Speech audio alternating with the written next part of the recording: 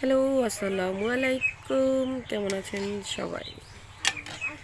বেশ অনেক দিন পরে বাবার বাড়ি এসেছি, মাদারীপুরে। এসে হচ্ছে আম্মুর কাছে সাহায্য করছি একটু একটু। সেই সুবাদে আজকে সকালে একটু ইচ্ছা করলো আমরা যে সিদ্ধ ভাতে সিদ্ধ সবজি দিয়ে আর কি চানা ভাত করে খাবো। এটা মানে আমাকে বেশি মদত দিয়েছেন আমার বড় চাচা। আমরা দুইজনে আর কি এরকম উল্টাপাল্টা অনেক কিছু করি। সকালে উঠে ভাতটা দিয়ে দিলাম, ভাত ধুয়ে একদম লাল শাক পরিমাণ আছে মতো আম্মা? পানি দিয়ে দিয়েছি। মানে এমনি কোনো শাক নাই না? এর মধ্যে কিছুক্ষণ পরে আলু কেটে দিয়ে লেবু লবণ দিয়ে দিয়েছি। এরপরে হচ্ছে এই যে ঘরে গাছের একটা একটা করে যে সবজি ছিল, মরিচ ছিললাম, তারপর বেগুন ছিঁড়ে আনা ছিল, শাক ছিল, সব কিছু একটু একটু দেবে। যে দেখেন কত মরিচ,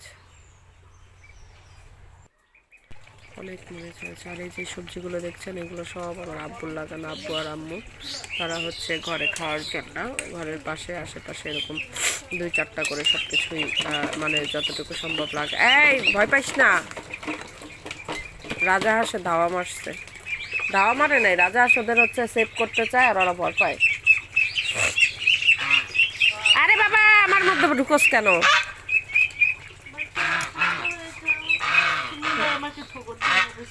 না, ও কামড় দেয় না, রাজা হাঁস কামড় দেয় না। এই রাজাটা অনেক বলে, এই যা যা রাজা, রাজা রাজা গো। এগুলো হচ্ছে গ্রামের শান্তি, বুঝছেন?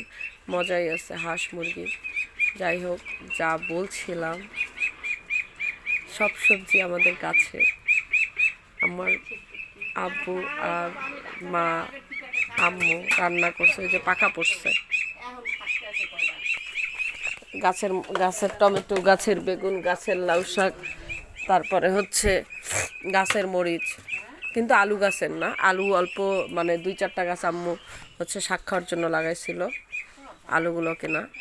আর ধানও আমাদের না, আমরা হচ্ছে 2-4টা সবজি করে আর কি, শৌখিন, ব্যবসার জন্য না। করলাও গাছের। এই সব কিছু একটু একটু একটু করে দিয়ে দিয়ে সিদ্ধ করব, তারপরে খাবো। চিন্তা আছে হচ্ছে গিয়া আব্বুর জন্য, আব্বু এগুলো পছন্দ করে না, এই জন্য ভয়ে ভয়ে হচ্ছে করলাটা এক সাইডে দিয়ে রাখছি। আর ঢেঁড়সগুলো হচ্ছে অনেক পরে দিব, নামানোর আগে যেন ঢেঁড়স থেকে কোনো চিবের না হয়। এইটা হচ্ছে আমরা বলি কাজির ভাত। চাল হচ্ছে রসুন আর শুকনো মরিচ দিয়ে ফার্মেন্টেশনে রেখে দিয়েছি। 5-6 দিন রাখার পরে এটাকে হচ্ছে অনেক ধরনের ভর্তা, মাছ ভাজা, এগুলো দিয়ে হচ্ছে মানে ভর্তা করব, মাছ ভাজা করব, তার সাথে এই ভাতটা রান্না করা হবে, এটা খাওয়া হবে। এটাকে আমাদের এদিকে বলে কাজির ভাত। জানি না আর কোন দিকে কি বলে আর কি নাম আছে, খায় কি না দো। আমরা এটাকে খুব মানে মজা করে খাই, সবাই খুব আনন্দ করি কাজির ভাত নিয়ে। এটা ছোটোখাটো একটা ঘরোয়া উৎসব হয়, ওই জন্য একটু অন্যায় দেখালাম। করলেই তো দেখতে কোনো যেমনই হোক, খুব আর এটা কম চুলার আছে যে পাশে কোনো থাকে, তো এই অন্যায় জন্য সাদা একটু কলম খায়, তেলে কিছু রেখে না কিছু থাকি তো করে মাটির চুলা। মানুষ। এই জন্য এদিকে আমার সবজিটা হয়ে গেছে, আর ভাতটা হয়ে গেছে পানা ভাত।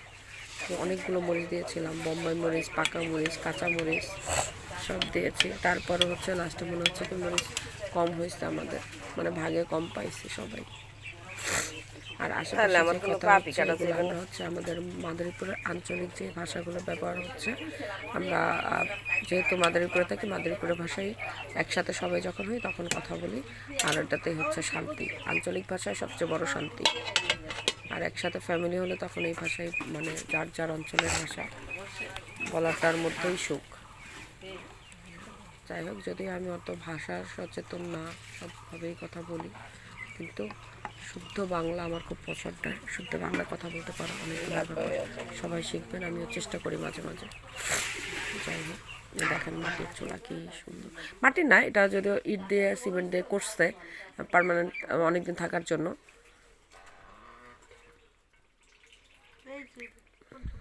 এটা আম্মু করছে না, আম্মু সোয়ানাকা, সেটা আম্মুরা বানাইছে না।